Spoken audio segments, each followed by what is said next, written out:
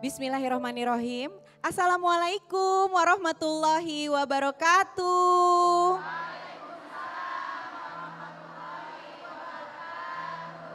Masya Allah, Alhamdulillah. Allahumma sholli ala Sayyidina Muhammad wa ala ali Sayyidina Muhammad. Pemirsa kajian hati, Masya Allah senang sekali kajian hati bisa kembali hadir menjumpai pemirsa dan juga para bunda. Dan kita ada di Masjid An-Nabawi. Dan tentu saja kajian hati selalu hadir bersama Ustadz Hilman yang selalu akan memberikan banyak jawaban dari setiap kegundahan hati kita. Dan tema kita pada episode kali ini adalah menjadi kuat di dunia untuk mulia di akhirat. Masya Allah. A membuka kajian hati hari ini. Kami persilakan A untuk memberikan tausiahnya. Enggak. Bunda. Iya A. Satu kali Imam Syafi'i rahimahullah radhiyallahu an pernah ditanya. Wahai Imam Syafi'i, mana yang engkau pilih? Satu, dikuatkan. Dua, atau diberi ujian. Maka Imam Syafi'i menjawab, aku memilih untuk diberi ujian. Kenapa? Karena seseorang tidak mungkin dikuatkan sebelum dia diberikan ujian. Iya apa iya? Iya. Maka bunda sayang pemirsa Trans TV yang dirahmati Allah. Jangan pernah mengeluh dengan ujian yang Allah hadirkan. Jangan pernah marah dengan ujian yang Allah titipkan. Kadang di balik ujian itu justru adalah cara Allah menguatkan hidupmu. Bukankah seseorang kalau mau naik kelas harus ikut ujian dulu? Betul? Bukankah seseorang kalau mau diangkat derajatnya harus melewati ujian dulu, betul? Maka seseorang yang diberatkan ujiannya di dunia, sesungguhnya dia sedang dikuatkan di dunia yang pada akhirnya dia menjadi pribadi yang mulia di hadapan Allah Subhanahu wa ta'ala.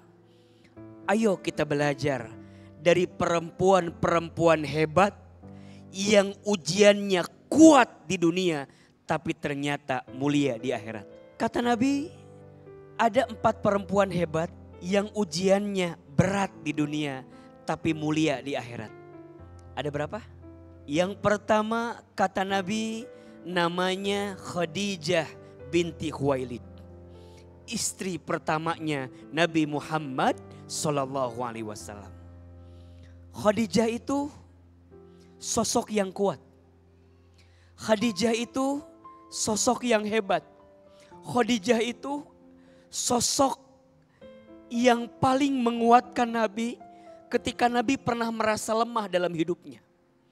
Khadijah orang yang pertama beriman kepada Allah dan Rasulnya.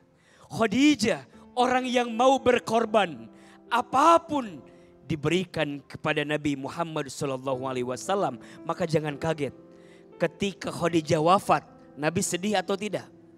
Sedih. Bahkan tahun itu disebut dengan Amul Huzni, tahun kesedihan. Kenapa? Karena Nabi begitu kehilangan Khadijah. Yang kedua, sosok perempuan hebat dan kuat adalah Asiyah binti Muzahim. Istrinya Fir'aun laknatullah alaih. Fir'aun zalim. Fir'aun jahat. Fir'aun luar biasa mengujinya. Tapi Asiyah begitu kuat, sabar mendampinginya. Yang ketiga, sosok perempuan hebat bernama Maryam binti Imran. Ibunya Nabi Isa alaihissalam. Maryam itu dikisahkan seorang single mom yang hebat. Seorang single parent yang tangguh. Yang menjaga hatinya, menjaga kesuciannya. Ini pesan untuk bunda yang mungkin hari ini jadi single mom, hebat dan kuat. Belajar dari Maryam binti Imran. Jadi seorang perempuan yang suci, yang mampu menjaga diri. Dan yang keempat, Perempuan itu bernama Fatimatu Az-Zahra binti Muhammad sallallahu alaihi wasallam. Fatimah Az-Zahra binti Muhammad, putri dari Nabi Muhammad sallallahu alaihi wasallam. Beliau perempuan yang kuat, jadi anak yang kuat dari bapak yang kuat. Maka setiap perempuan memang diciptakan dengan kekuatannya yang luar biasa. Jangan pernah anggap perempuan lemah. Boleh jadi tubuhnya lemah tapi hatinya kuat. Bagaimana jadi perempuan yang hebat dan kuat? Sederhana. Saat jadi anak, jadilah anak yang baik untuk orang tua kita. Saat jadi istri, belajarlah jadi istri yang baik untuk suami kita. Saat jadi ibu, belajarlah jadi ibu yang baik untuk anak-anak kita. Saat jadi hamba Allah, belajarlah jadi hamba yang taat di hadapan Allah Subhanahu wa taala. Amin ya rabbal alamin. Bunda, kajian hati. Kajian hati hari ini di episode kali ini juga hadir salah satu bintang tamu yang ini adalah teman lama saya. Ada Meggy Wulandari. Silakan Meggy. Assalamualaikum warahmatullahi wabarakatuh. Waalaikumsalam warahmatullahi wabarakatuh. Nama saya Meggy Wulandari. Saya ingin menceritakan apa yang pernah saya alami Ustadz. Mungkin nggak banyak orang yang tahu kalau saya menikah waktu itu di tahun 2003. Karena memang saya nggak tahu kalau mantan suami saya itu sudah punya istri gitu. Cuma saya agak curiga waktu setiap kali melihat kayak ada koran, saya suka mau lihat, dia nggak kasih gitu. Terus saat melakukan pernikahan itu dia pindah lokasi gitu. Nggak taunya setelah udah terjadi baru aku tahu kalau dia menghindari wartawan. Sampai akhirnya setelah saya hamil 6 bulan, saya memberanikan diri itu cari di handphonenya gitu. Saya cuma lihat di situ ada tulisan rumah. Mungkin di luar sana juga ada yang ngalamin apa seperti saya alamin. Saya lihat di situ rumah gitu. Saya cuma mau bilang, bukan pelakor. Sampai akhirnya di saat saya hamil 6 bulan itu, saya telepon yang ada di handphone mantanku itu tulisannya rumah. Ternyata yang angkat itu istri pertamanya dan saya bilang saya mau cari suamiku saat itu. Dan akhirnya kita ketemu, saya persilahkan ke rumah saya dan itu kebetulan bukan rumah saya tapi rumah ibu. Di sana itu marah-marah gitu, artinya seperti itu. Saat itu saya nggak bisa apa-apa Ustadz. Hanya ini saya bilang selesai dari saya melahirkan, kita bercerai aja gitu. Tapi saya itu kayak dihina gitu, kayak mana gitu kok nggak cerai-cerai gitu. Ternyata memang pada saat saya hamil saya nggak bisa bekerja, syuting nggak bisa ya Bita ya. Saya cuma di rumah gitu dan saya baby blue gitu kan, stres gitu. Jadi saya ketergantungan dengan suami gitu.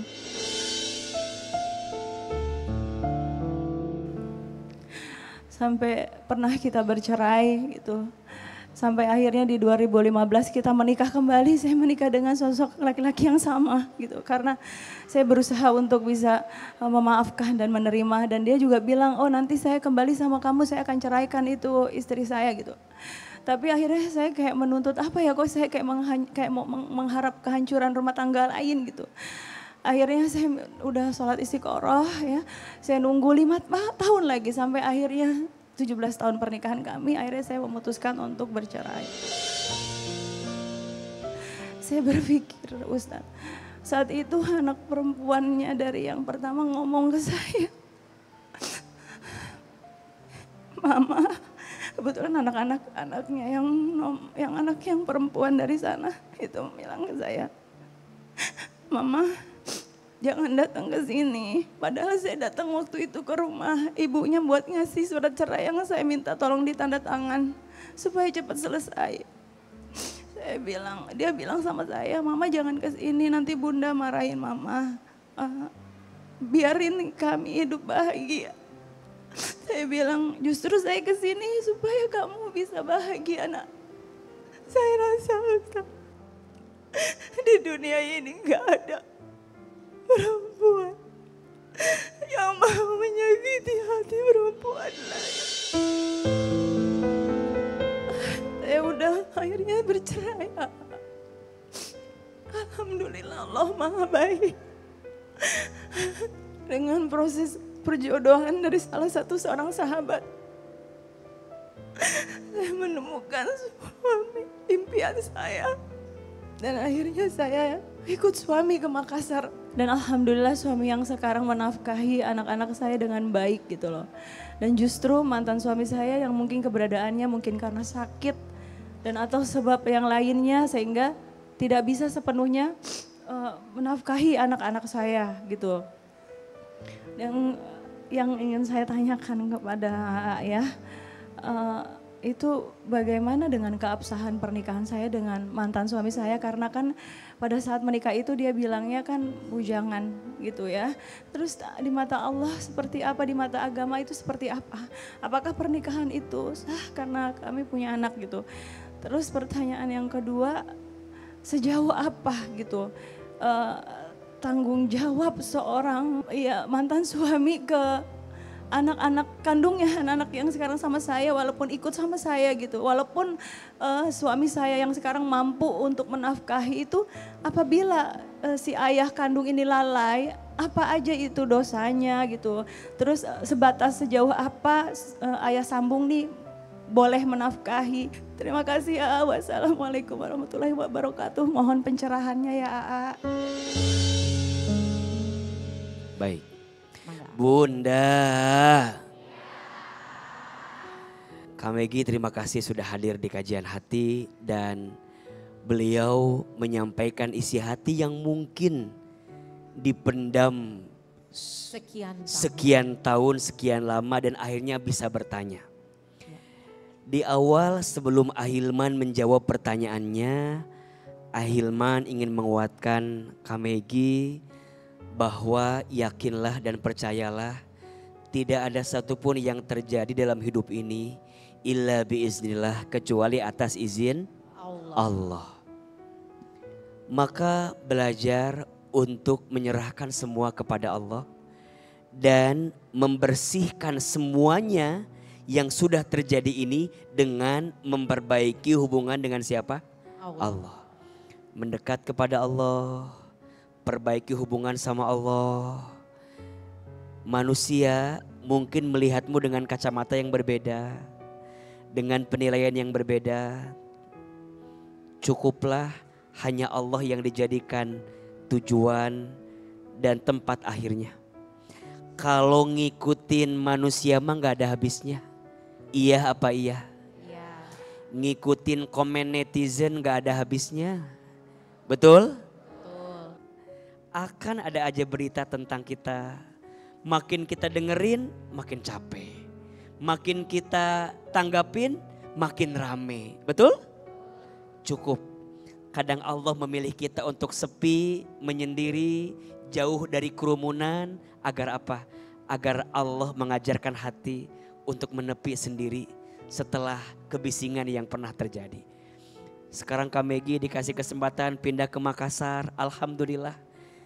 Pergi dari hiruk pikuk kebisingan yang ada, insya Allah itu lebih baik daripada bertahan dengan kebisingan yang ada. Yang kedua, AA, saya waktu itu izin pernah menikah tapi di atas kebohongan. Mohon maaf ya, rukun nikah itu ada 5. 1, mempelai laki-laki. 2, mempelai perempuan. 3, saksi. 4, mahar. 5, ijab kabul. Ini rukun nikahnya. Berarti kalau pernikahan itu ada 5-5-nya, maka dianggap apa? Sah. Tapi pertanyaan lebih dalam, kira-kira pernikahannya berkah atau tidak? Sahnya sah, karena rukunnya terpenuhi. Tapi pernikahannya berkah atau tidak? Ini yang jadi masalah. Apakah mungkin kebaikan akan datang yang dimulai dengan kebohongan? Tidak akan. Apakah mungkin kebahagiaan datang di atas kebohongan? Tidak mungkin. Maka mohon maaf, jangan bahagia di atas sakit hati orang lain. Jangan mulia di atas merendahkan orang lain. Jadilah besar dengan tidak mengecilkan orang lain. Jadilah mulia dengan tidak merendahkan orang lain. Dan jadilah bahagia dengan tidak menyakiti hati orang lain. Kak Megi bertobat, mantannya bertobat. Jangan ada lagi perempuan yang disakiti seperti kemarin. Jangan ada lagi kebohongan yang dihadirkan seperti kemarin. Cukup. Dan untuk anak, mohon maaf, tidak ada mantan anak. Mantan istri ada, mantan suami ada, tapi mantan anak tidak ada. Maka seorang ayah harus tetap bertanggung jawab. Dan cukuplah dosa besar jika dia tidak bertanggung jawab terhadap apa yang menjadi tanggungannya. Semoga kita belajar banyak ya untuk menjaga rumah tangga kita, menjaga keluarga kita, dan benar-benar mengisinya dengan kebaikan. Karena kebaikan itu hanya akan datang dan hadir bersama dengan orang baik. Kak Megi salam buat suami yang sekarang. Pegang erat-erat, jaga baik-baik. Semoga lebih bahagia dengan yang sekarang Allah hadirkan. Amin ya rabbal alam. Jadi saya berpikir kalau memang saya menikah kembali, saya ingin suami yang sendiri, artinya yang milikku sendiri bersama anak-anak gitu. Banyak pro dan kontra dengan pernikahanku yang ini pun banyak gitu. Banyak yang suka dan gak suka juga banyak gitu. Saya cuma bisa bilang semoga rumah tangganya papa anak-anak sama istrinya bahagia selalu, kalian sehat, sakinah mawaddah warahmah, diberikan rezeki ya, dengan kesehatan, rezeki yang berlimpah pokoknya ya. Intinya kalau saya pribadi, rumah tangga saya yang sekarang ini lebih kepada untuk saling menguatkan, untuk bisa sama-sama berjalan di jalan yang Allah ridhoi. Dan lebih kepada ya jalani, nikmati, syukuri, dan saling percaya. Insya Allah kita sampai ke janahnya Allah.